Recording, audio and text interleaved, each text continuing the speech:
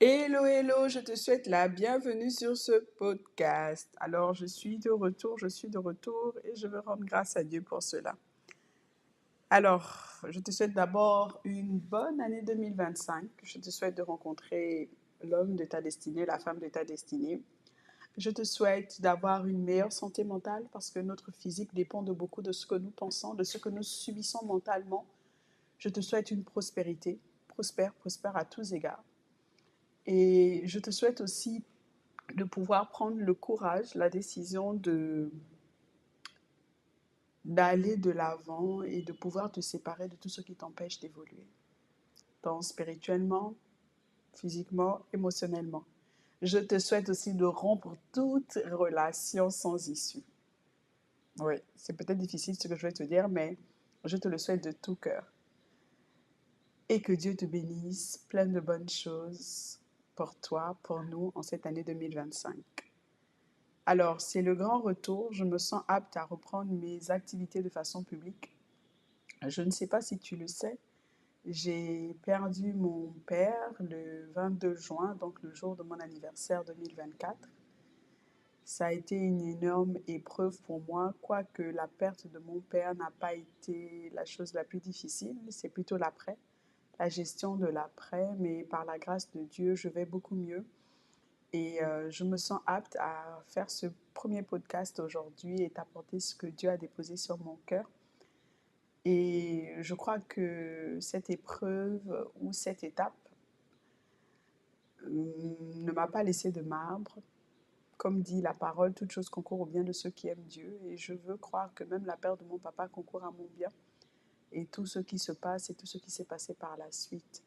Je reviendrai plus tard sur les événements, sur comment ça a ajouté à ma vie, comment ça m'a permis d'appréhender la vie d'une autre façon et surtout, prendre les bonnes décisions. Alors, bienvenue encore sur ce podcast.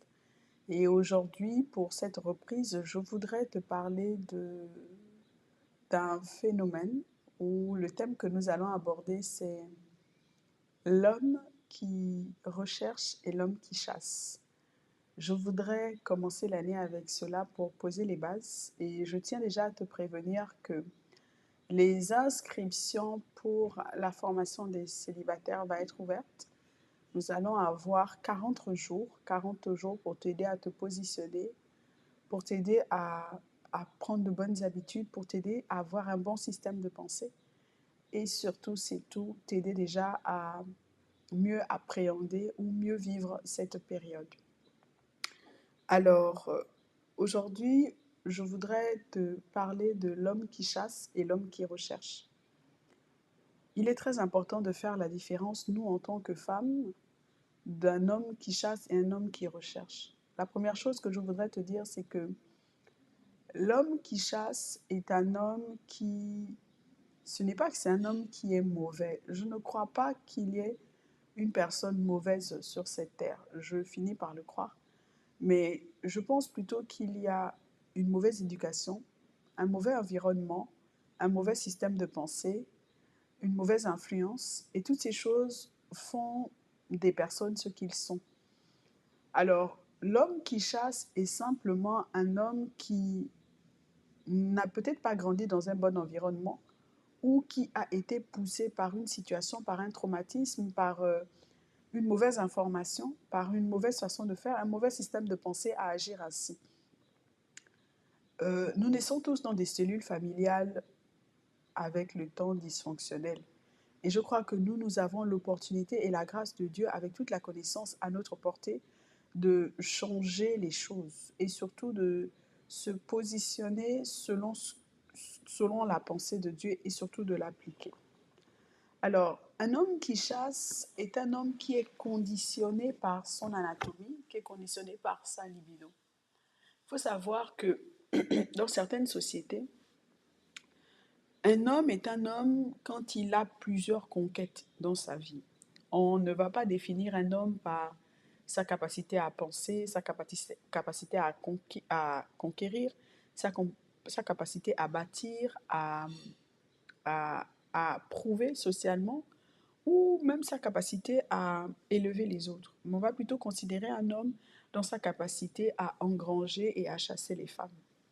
Alors, quand on est petit et quand on grandit avec «Ah, c'est un beau bébé, il fera très mal. Ah, c'est un tombeur», ce sont des affirmations, ce sont des paroles qui finissent par être semées dans la vie de l'enfant et qui, je crois, façonnent sa trajectoire de vie. Est-ce qu'un homme est obligé de coucher avant le mariage? Je ne le pense pas.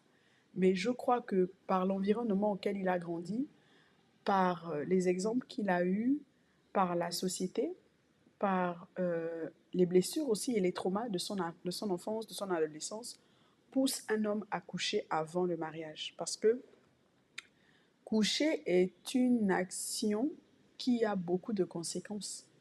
Mais c'est peut être aussi une action qui soulage, qui donne un sentiment d'appartenance. Et quand un homme n'a pas été éduqué dans le bon environnement, quand un homme n'a pas été éduqué avec un système de freinage, bien que ce n'est pas parce que la preuve de David, Abraham, je ne pense pas qu'il n'aimait pas Dieu, je ne pense pas qu'il ne craignait pas Dieu, sauf que leur caractère n'était pas assis pour s'abstenir pour ne pas s'abstenir de commettre l'adultère, pardon.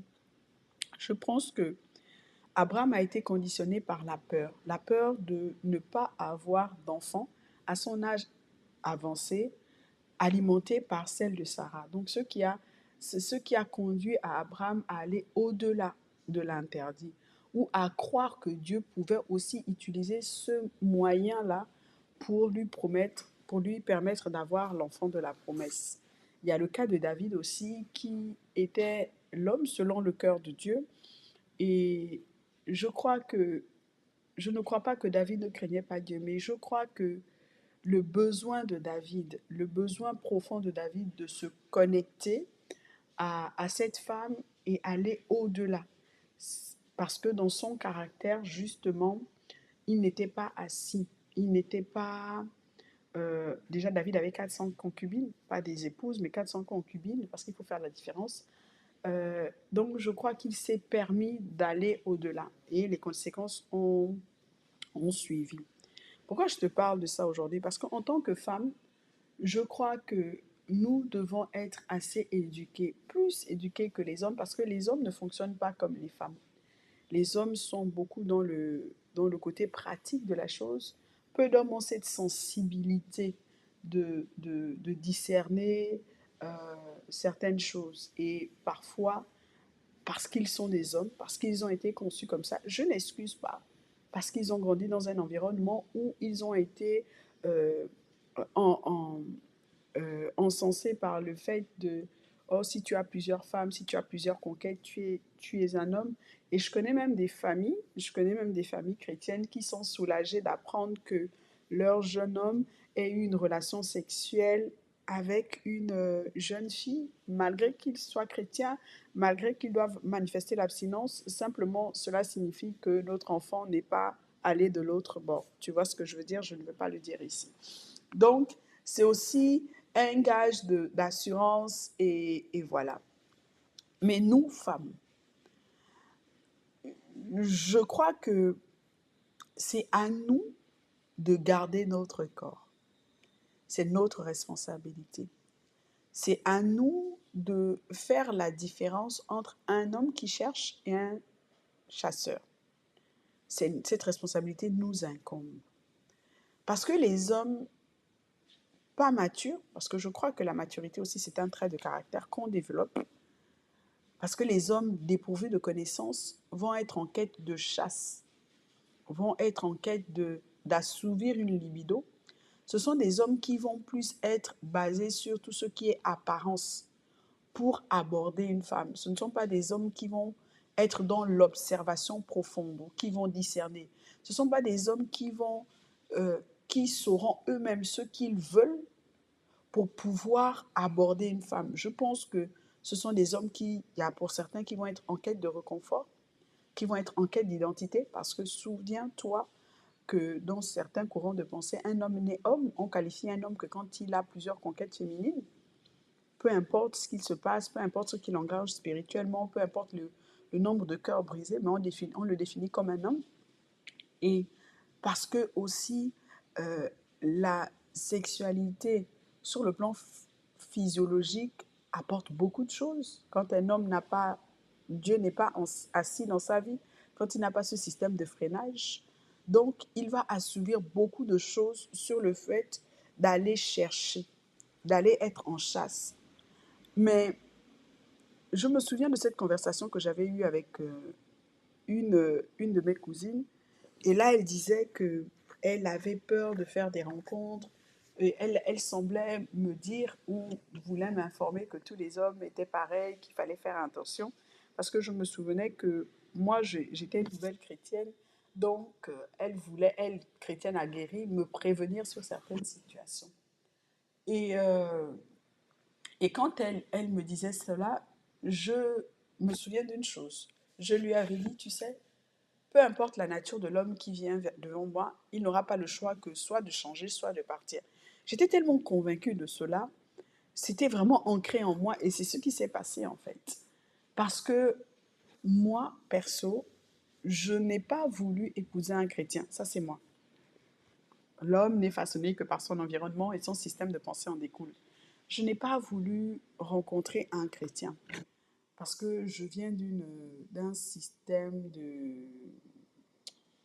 Je viens d'une cellule familiale vraiment disloquée et je n'ai pas eu confiance en l'homme très tôt parce que j'ai vécu des choses dans mon enfance qui ont fait en sorte que mon système de pensée était erroné. Du coup, pour accorder à un homme le gage de ma confiance, j'avais besoin, moi, peu importe sa nature, de le voir se transformer, muer devant moi. Ça, c'est moi. Et je n'invite pas. Donc, mais j'étais convaincue d'une chose, c'est que je n'allais pas épouser un inconverti, j'allais épouser un dans ma famille, dans mon bord spirituel. J'allais épouser quelqu'un qui craint Dieu, j'allais épouser quelqu'un qui avait au préalable accepté Jésus. Mais par contre, je n'étais pas fermée au fait qu'un inconverti m'aborde. Donc, du coup, d'où cette conviction. Alors, j'étais vraiment convaincue de ce qui était en moi et de ce que je voulais. Du type de mariage que je voulais, du type de mari que je voulais, de comment je voulais voir sa révérence, de ce que je m'attendais de lui. Et du coup, j'avais dit à ma cousine que peu importe, tant s'il ne change pas, ben il s'en va. Donc, je m'étais blindée par ces déclarations. Je me souviens aussi une fois, j'étais à l'église et puis là, il y a deux frères. Il y a un frère qui est allé voir le pasteur et puis qui a dit qu'il souhaitait m'épouser. Et quand j'ai eu vent de cela, et même quand j'ai eu plus tard l'occasion de discuter avec ce frère, la première chose que je lui ai dit, c'est que je n'étais pas venue ici pour chercher un homme, mais que j'étais réellement à la recherche de Dieu, à la recherche de qui je suis, de mon identité. J'entendais tellement parler que là, je voudrais avoir ma propre expérience et ma propre relation avec lui. Et donc, je n'étais pas là, comme je n'étais pas là pour me marier, je n'étais pas une meilleure candidate pour lui, puisque le mariage, pour moi, ne faisait pas partie d'une... Je sais que c'était quelque chose qui devait être une étape logique dans ma vie, pas un combat. Mais quand la question devait réellement se poser, j'allais y prêter attention. Et je lui ai demandé, mais pourquoi moi? Qu'est-ce qui fait que parmi toutes les femmes de l'Église, il s'était arrêté sur moi? Et là, il me dit, c'est parce qu'il voit mon amour pour le Seigneur. Et j'ai été interpellée par sa réponse. En temps normal, je vais me dire, oui, pique, assurément, il a touché, il sait que j'aime le Seigneur. Mais est-ce que le fait d'aimer le Seigneur fait de moi une bonne épouse? Je ne crois pas. Et je lui ai dit qu'il ne devrait pas confondre mon amour pour le Seigneur à, au fait que je sois une bonne épouse et qu'il faisait un bon chemin. Donc, ça a été next. Je n'ai pas prêté attention et je lui ai dit que, voilà, qu'il n'espérait pas qu'il n'y aura rien. Ensuite, il y a eu un autre frère. Et lui, en fait, on est resté amis et souvent on en rigole. Et je lui ai posé la question, mais pourquoi moi? Il me dit, oui, parce que tu pries beaucoup. Et je lui ai dit, mais tu sais, prier ne fait pas de moi une bonne épouse. Non, les apparences sont trompeuses. Ce dont tu as besoin, c'est une bonne épouse. Et il y a eu, je crois que j'ai dû recaler 3 ou 4 demandes comme ça en mariage de frères. Et puis, un jour, mon pasteur, il était prophète, et puis il est venu me voir, il m'a dit, tu sais, fais attention. Les hommes t'approchent, ils veulent t'épouser, et toi tu dis non. Et moi je lui ai dit, il me disait, les frères t'approchent, ils veulent t'épouser, et toi tu dis non. Et puis moi je lui dis, il n'est pas écrit dans la parole de Dieu qu'un frère épousera une sœur. Il n'est pas écrit dans la parole que un chrétien. Il est écrit dans la parole un homme. Et moi, j'aspire à un homme parce que un chrétien n'est pas forcément un bon époux. Je ne suis pas aveuglée par ça. Et là, le prophète pasteur est resté très choqué. Je lui dis, je ne suis pas aveuglée par ça. C'est pas ce que je recherche. Je ne recherche pas un homme, un chrétien. Non. Je ne recherche pas quelqu'un qui va spécialement à l'église. Je ne recherche pas quelqu'un qui est bon envers Dieu, quelqu'un qui sert bien. Ce ne sont pas pour moi des critères d'homme. Parce que nous tous, devant Dieu, nous émettons une très bonne volonté.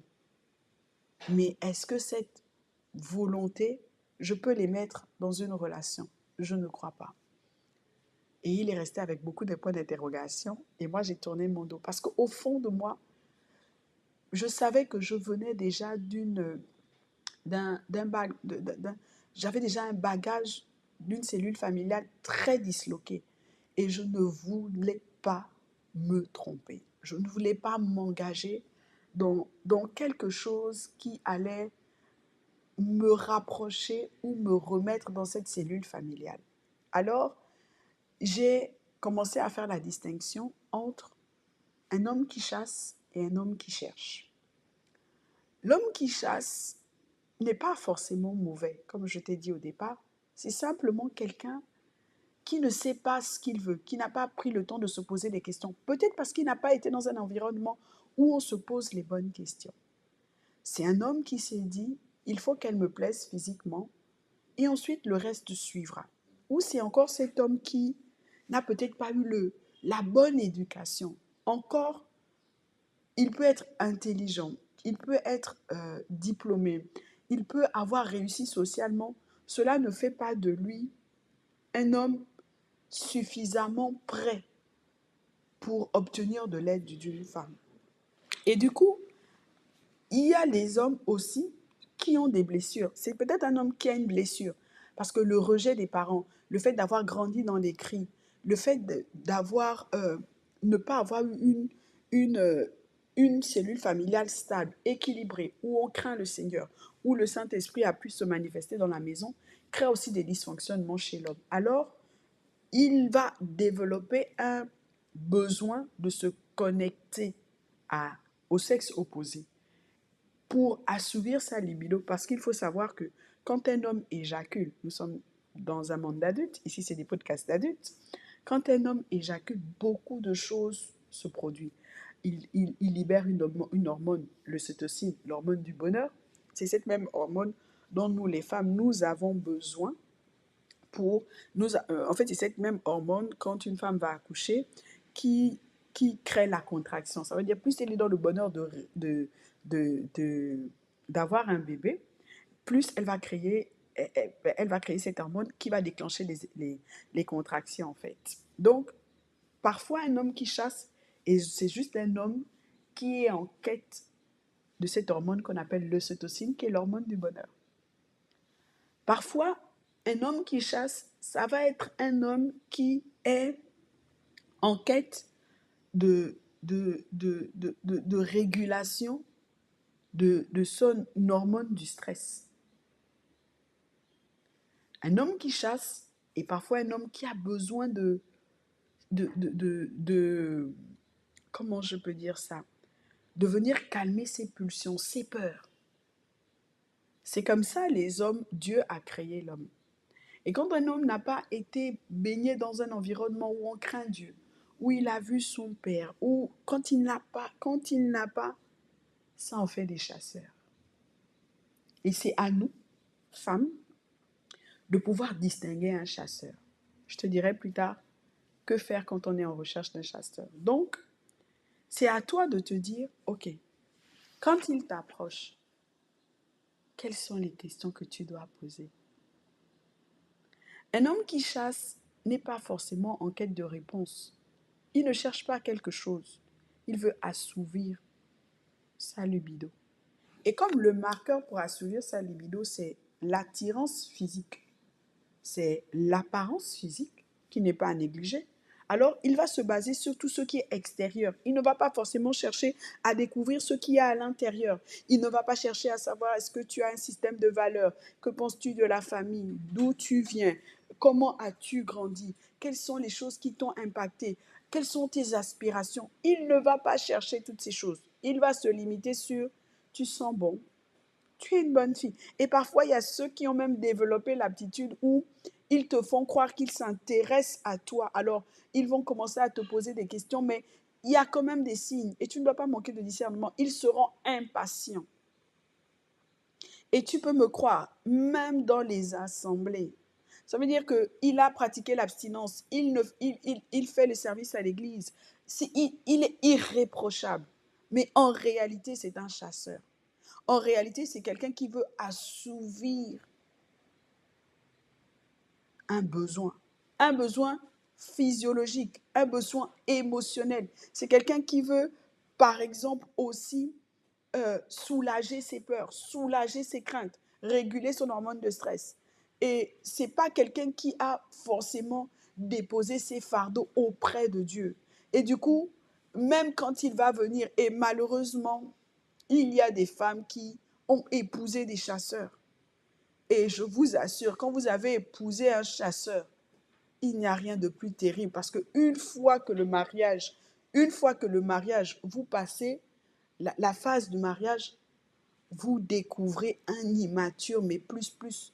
Vous découvrez quelqu'un qui n'a pas été prêt au mariage. Vous découvrez quelqu'un qui va plutôt être un fardeau pour vous. Quelqu'un qui va vous demander énormément en énergie.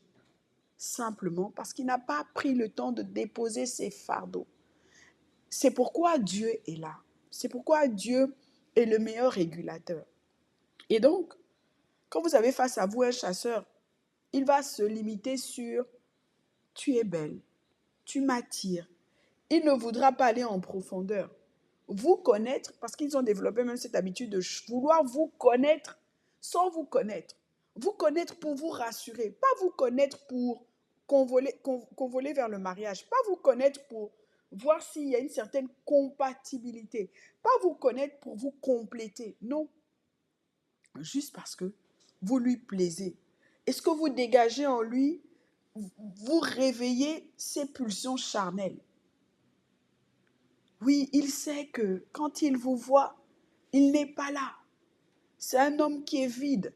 C'est un homme qui a un seul objectif, vous découvrir sur le plan charnel. Et quand il arrive, c'est l'homme qui viendra et il y a certains, et ça se passe aussi dans le monde, c'est des hommes quand ils vont arriver, ils vont vous couvrir de cadeaux, ils vont montrer qu'ils sont disponibles, ils vont vous appeler tous les jours, ils vont être disponibles. En fait, vous avez l'impression que c'est un don du ciel. Ils ne vont vous demander aucun effort. Aucun effort, comme un charme. Et souviens-toi, les présents aveuglent le cœur du roi. C'est pourquoi quand je pose la question, mais qu'est-ce qu'il fait? Comment tu le reconnais? Et quand j'entends, oh, il est gentil, pardon, quand j'entends, il est gentil, oh, il est bien avec moi, je me dis, waouh, waouh, waouh, mauvais marqueur. Ils vont toucher votre côté charnel. Il va te pousser à ne pas te poser les bonnes questions. Ils seront des heures avec vous au téléphone. Ce qui ne sont pas parfois des marques d'amour. Ce ne sont pas des marques de condition. Et si tu as l'habitude de tomber sur ce genre de relation et de t'attacher, il faut savoir une chose, tu as un problème émotionnel. tu as un problème émotionnel et tu as aussi cette dépendance affective.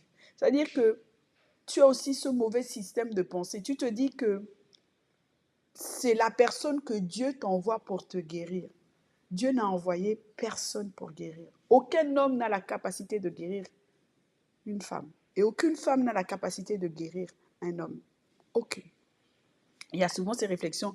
Dieu m'a envoyé ma croix. Aucune. Nous sommes comme des baliseurs. Nous sommes comme des bornes. Et Dieu va nous utiliser pour conduire et ramener l'homme ou la femme à nous. Mais Dieu ne va jamais nous utiliser pour guérir, parce que nous n'avons pas cette capacité. Il dit, venez à moi, vous tous qui êtes fatigués et chargés. Quand tu rencontres un homme chasseur, peu importe la raison, mais il y a forcément une raison. Plus j'étudie les relations, la cellule familiale, plus j'étudie les relations humaines, plus je me rends compte que même le violeur n'est pas né violeur. C'est un environnement qui a été conditionné, oppressant et qui a poussé à. Et donc, avec ce recul et toutes ces informations, toute cette nouvelle connaissance, nous pouvons croire que les chasseurs, le chasseur l'est comme ça. Le chasseur a été conditionné, façonné. Et c'est un fardeau qu'il remporte. Un père qui criait énormément dans la maison crée un chasseur. Un père qui rejetait ses enfants crée un chasseur. Il ne se sentira bien qu'au contact d'une femme. Parce que là, il va déclencher cette hormone. Mais la bonne nouvelle, c'est que quand tu as en face de toi un chasseur, c'est peut-être ton futur mari, mais c'est peut-être pas le moment. Parce que un chasseur n'a pas de système de freinage.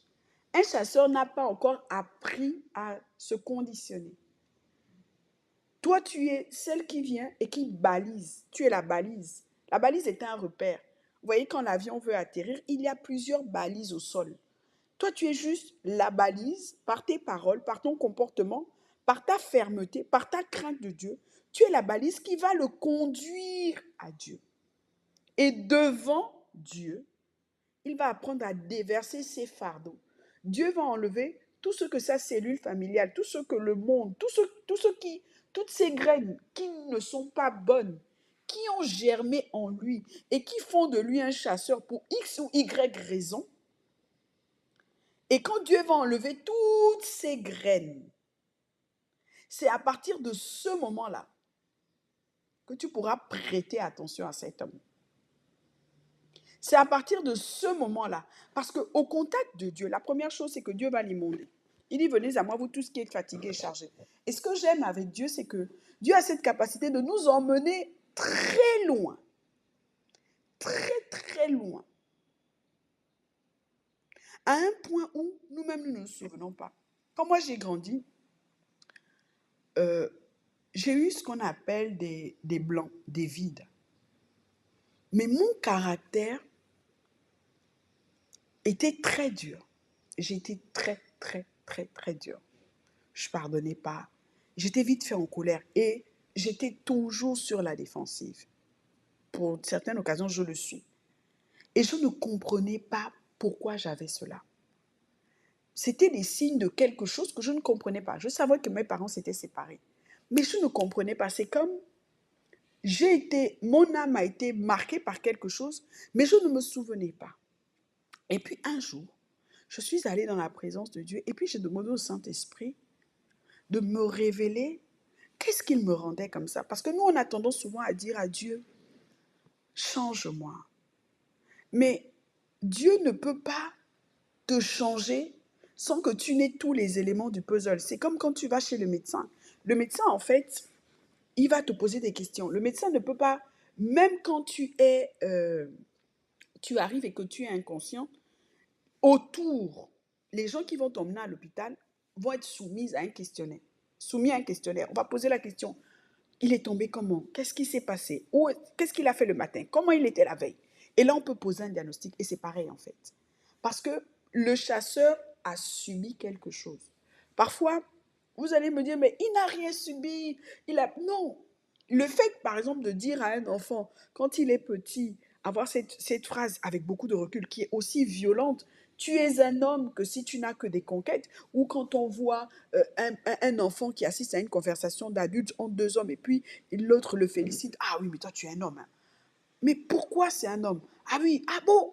Tu sors avec la copine de ta femme? Mais toi, tu es un homme. Non, félicitations. Vous voyez, c'est une phrase qui est violente, mais quand il perçoit cette phrase, il se dit, waouh, je veux être un homme. Et comme il veut être un homme, il sera dans l'imitation. Il n'a perçu que deux choses. Le chemin par lequel il doit passer pour être un homme, sortir avec une femme. Et la deuxième chose, la gratification. Et c'est pourquoi ils peuvent être à l'église, ils peuvent être dans les assemblées, ils sont dans les entreprises. C'est des hommes bien d'apparence, mais ils ont ce côté erroné en eux. Et donc, moi, mon caractère était, j'étais toujours sur la défensive et je voulais tout contrôler. Et je crois que j'ai même encore les séquelles. Et donc, il a fallu que j'aille devant Dieu et que je demande à Dieu, Seigneur, qu'est-ce qui ne va pas avec moi? Pourquoi je suis comme ça? Et puis, comme le blanc commence à prendre forme, j'ai été abusée quand j'étais enfant. Et c'est ce qui a fait que, même si je ne me souvenais plus, j'ai commencé à me défendre parce que j'ai estimé que je ne m'étais pas défendue et qu'il n'y avait personne pour me défendre, alors que mes parents n'étaient même pas au courant de ce qui se passait. Et c'est comme les cris. Quand un père, un enfant, un garçon assiste aux cris perpétuels d'un père sur sa mère, puisque au lieu de puiser son réconfort émotionnel vers sa mère, se met en détresse. Et quand cet enfant grandit, il est en recherche de ce réconfort. Et il y a beaucoup d'hommes qui le trouvent au travers du sexe. Alors, toi tu es celle qui balise, et tu le vois venir, mais tu lui dis, mais en fait, tu t'intéresses à lui et tu lui dis, écoute, tu ne tombes pas amoureuse, parce que ça, c'est le défaut, c'est que vous prenez toute cette gentillesse, toute cette manipulation conditionnée par le chasseur, par les émotions, vous prenez tous ces signaux et puis vous dites, bon, c'est quelqu'un de bien. Non, c'est pas quelqu'un de bien. Oui, c'est quelqu'un de bien. Assurément, il a la racine de bien, mais c'est pas quelqu'un qui est en quête de construire. C'est pas quelqu'un qui est en quête de vouloir votre bien. Il ne sait même pas c'est quoi vouloir son bien. Donc, toi, tu es là pour baliser. Et tu vas lui dire, écoute, tu vas pas d'abord lui dire, ah Jésus, tu vas dire, je connais quelqu'un qui peut t'aider. Est-ce que tu prends le temps pour toi? Et là, tu vas, comme le roi, Esther, devant le roi, tu vas t'intéresser à lui. Et au lieu de rechercher ton bien-être au travers de ce qu'il peut t'apporter, tu vas être en recherche de son bien-être à lui. Et tu vas le pousser à avoir de bonnes questions. Là où une fille se sentira à l'aise parce qu'il la flatte, parce que c'est de la flatterie. Tu es belle, oui, tu sens bon, tu t'habilles bien, j'aime ta démarche, oh, tu as un beau corps, oh, tout le temps à chercher à être tactile. Toutes ces choses qui font que tu tombes sur le chasseur, et là seulement, tu vas t'arrêter et tu voudras son bien à lui. Et tu vas commencer à être comme un miroir sans être agressif, mais tu vas le pousser à se poser les bonnes questions. Comment vas-tu? Mais tu ne vas pas être dans le blâme. Tu ne vas pas chercher à le blâmer, non, parce que ça ne sert à rien. Je ne pense pas qu'il a la bonne information. S'il avait la bonne information, il n'allait pas agir comme ça. Tu vas plutôt être dans, ok, mais tu sais, tu vaux mieux que ça. Ah, mais que penses-tu du mariage? Mais tu le dis sans intérêt. Que penses-tu de la femme?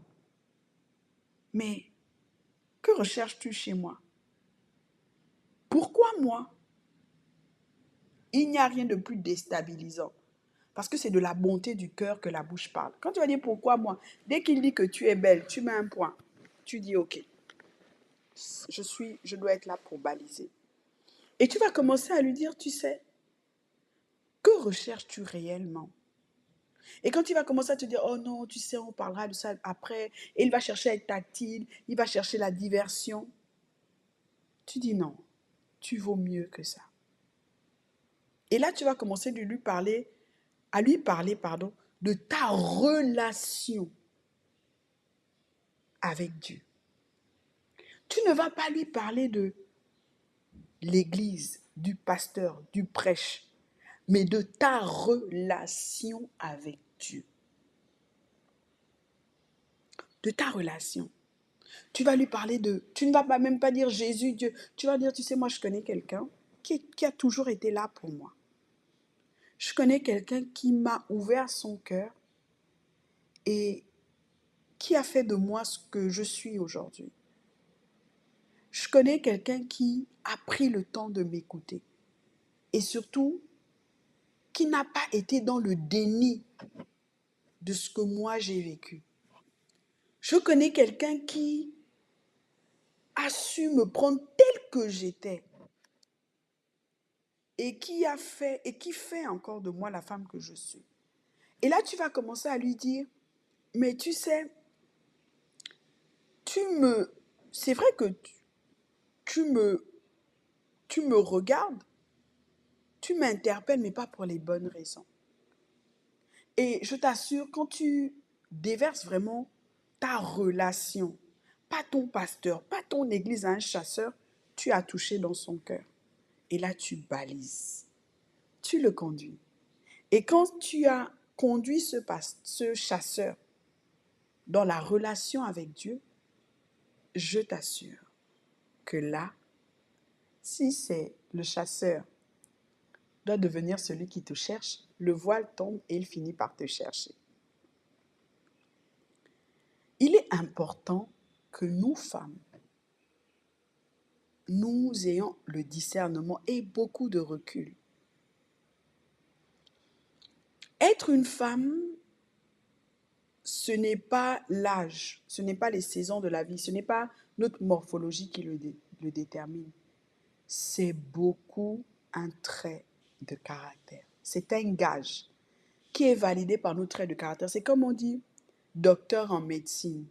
Tu ne peux pas être qualifié docteur en médecine si tu n'as pas fait tes classes. Et je crois que être une femme, c'est la même chose. La parole de Dieu dit, dans le livre d'Ecclésiaste, il dit, je n'ai pas trouvé une femme entre toutes. Et je crois que Ecclésiaste était un chasseur.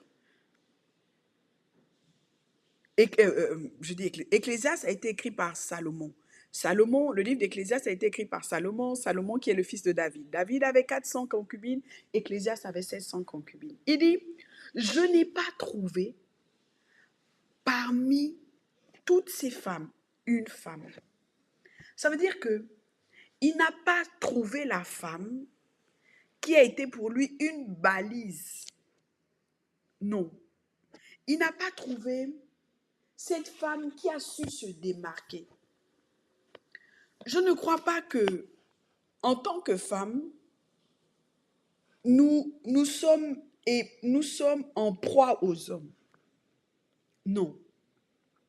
Je crois que Dieu a mis en nous des aptitudes, un sens, un discernement qui doit nous permettre de reconnaître. Et quand nous reconnaissons, là, nous nous préservons. Je vais m'arrêter ici. Dans la deuxième partie, je te parlerai de l'homme qui recherche. Alors, n'hésite pas à t'abonner, n'hésite pas à me laisser un message, n'hésite pas à te préparer pour les 40 jours de transformation. C'est une formation qui est ouverte seulement aux célibataires. C'est je ne dirais pas un camp, mais c'est un regroupement de 40 jours où nous allons parler en profondeur. Donc, tu auras bientôt le squelette de la formation et les places sont limitées. Les places sont limitées. Limitées. Il n'y aura pas de... Les places sont limitées. Donc, dès que tu trouveras le lien dans le prochain podcast, n'hésite pas à t'inscrire parce que les places sont limité. Et n'oublie pas, abonne-toi si tu veux encore avoir plus de connaissances. Et la prochaine fois, nous allons parler de l'homme qui recherche. À la prochaine.